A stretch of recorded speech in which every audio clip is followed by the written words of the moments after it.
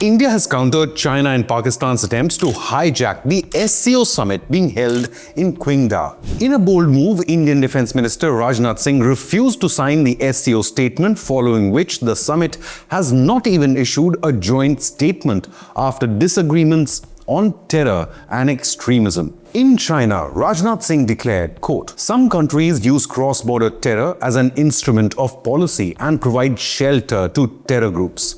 There should be no place for such double standards.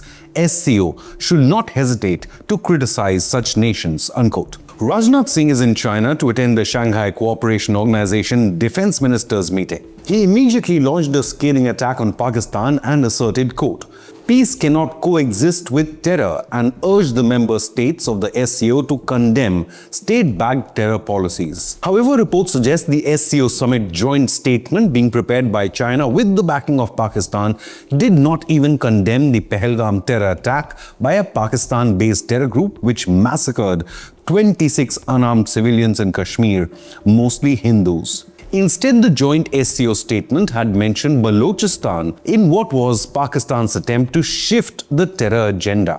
But India wouldn't accept, insisting that all backers of terror must be condemned unequivocally. SCO should not hesitate to criticize such nations. Highlighting the threat of nuclear terror from Pakistan, Rajnath declared, quote, "I believe that the biggest challenges that we are facing in our region are related to peace, security, and trust deficit. The root cause of these problems is increasing radicalization, extremism, and terror. Peace and prosperity cannot coexist with terror and proliferation of weapons of mass destruction in the hands of non-state actors and terror groups.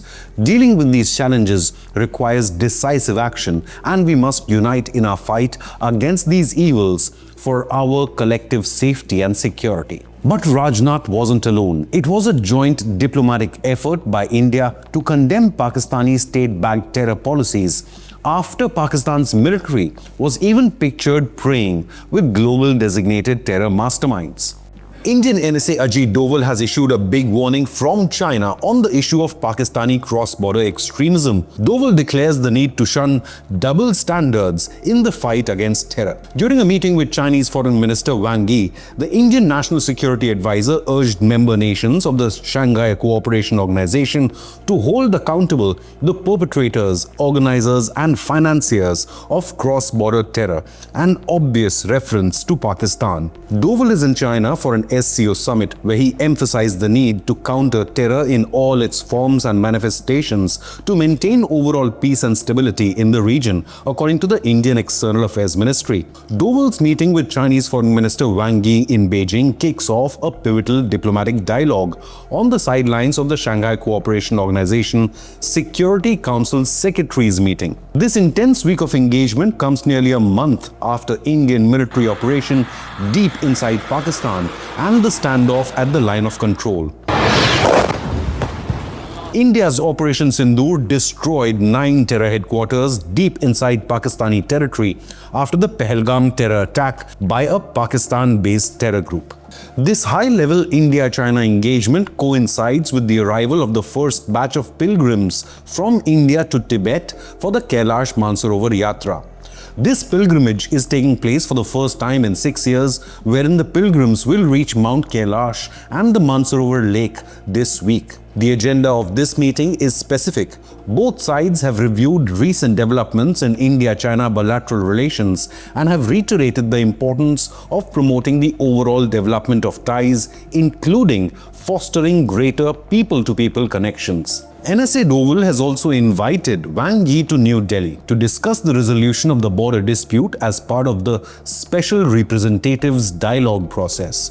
Both China and India held discussions on a range of issues of mutual interest, global geopolitical unrest, as well as regional and bilateral concerns. Talks also focused on the ongoing India-China border situation and regional security. The Chinese FM Wang Yi acknowledged the process in bilateral relations and highlighted the need to handle sensitive issues appropriately and especially to maintain peace and tranquility along the border. Recent escalations of the India-Pakistan conflict could also have a ripple effect on India-China relations if a permanent solution to the border issue is not agreed. Moreover, China's close ties with Pakistan is another concern that must be addressed with the CCP leadership. The SCO Regional Anti-Terror Structure Mechanism is designed for cooperation on this matter. Meanwhile, Commerce Secretary Sunil Barthwal spoke of India's engagement with China both diplomatically and commercially to ensure a steady supply of rare earth minerals, which are crucial for multiple industries.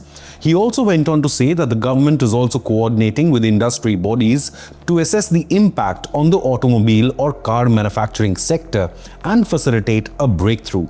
Barthwal said in a statement to ANI, quote, "We are engaged with SIAM and ACMA, facilitating them to have discussions with Chinese counterparts," unquote. Randir Jaiswal, the spokesperson of the MEA, also revealed last week that the Indian government is in touch with the Chinese side, both here in Delhi and in Beijing, to bring greater predictability to trade supply chains, which are in line with international norms. The visit is seen as part of a broader effort by both New Delhi and Beijing to boost normalcy in India-China ties as both the nations work towards rebuilding trust through diplomatic engagements. Bilateral ties had plummeted to their lowest ever in 2020 after the Galwan Valley clashes led to loss of lives on both sides.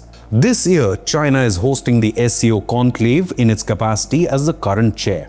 The visit by Indian Defence Minister Rajnath Singh also marks the first ministerial-level engagement between India and China in recent years. But what do you believe? Can India trust China? Leave a comment with your opinion, hit the like button and subscribe to Inconnect News.